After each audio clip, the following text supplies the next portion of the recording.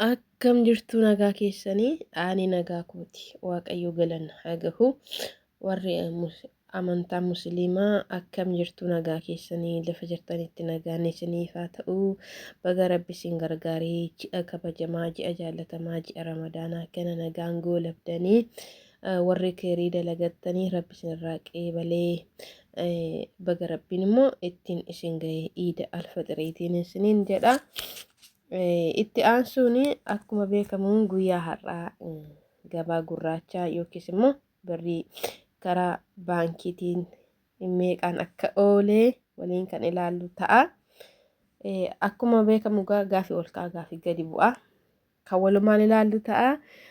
Ameerikaa doolaarii 155.88 ooleera karaa gabaa gurraachaati. Karaa baankii immoo 124 oolee jira jechuudha. Kanaadaa doolaarii 108.71 oolee jira. Awustiraaliyaa doolaarii 97.58 oolee jira. Bahaareen diinaarii 413.77 oolee jira.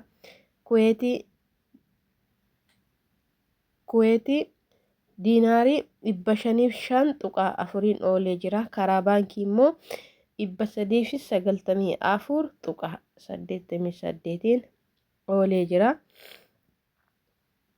Kaataar riyaal birrii 41.53 oolee jira. Yuuroo 168.68 oolee jira. Karaa baankii 128.33 oolee jira.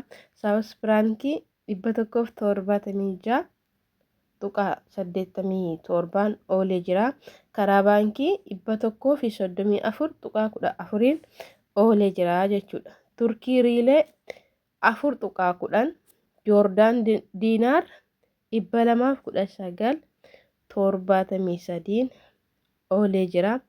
Dubaay dirhaam 42.42 oolee jira.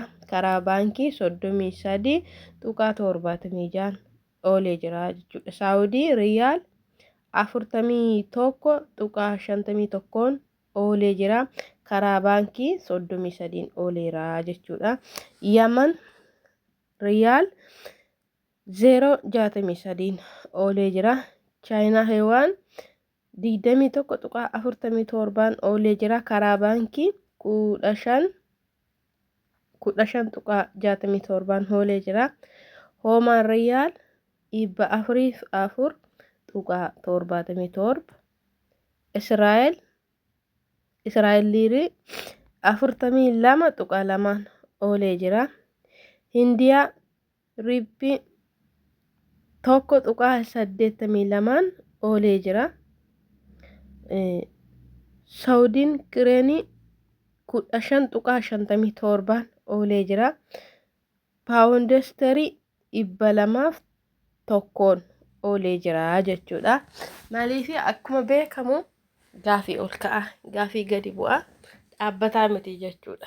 Yeroo ol ka'uttis akkuma ol ka'etti yeroo gadi bu'uttis akkuma qannasetti jechuudha. Maaliif haalli qilleensaa dhaabbataa miti akkuma qilleensi jijjiiramu gabaan gurraachillee hin jijjiirama. Amma baankiin illee wal caalu jechuudha. Dhalarratti akkuma baankii wal caalu shalafarratti illee birriin biyya kamiiyyuu hin wal caala. Tokko miti namni hundinuu hin beekaa jechuudha. Kanaatiif iyyuu warri birrii harkaa qabdan sirna siraataan karaa sin hawwaaxahuun ergachuun maftii keessanidha.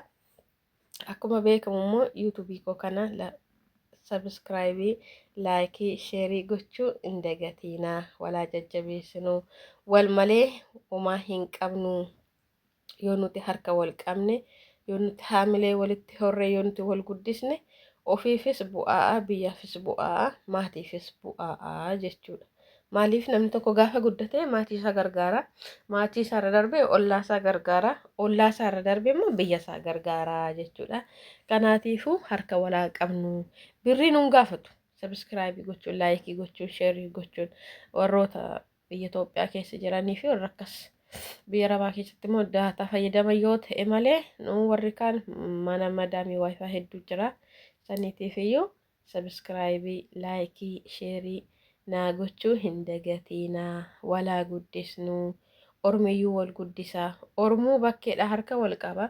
Nuhummoo harka yoo wal qabne wal guddisne faayidaa qaba. Isiniin jechuun barbaada. Lafa nagaa tura.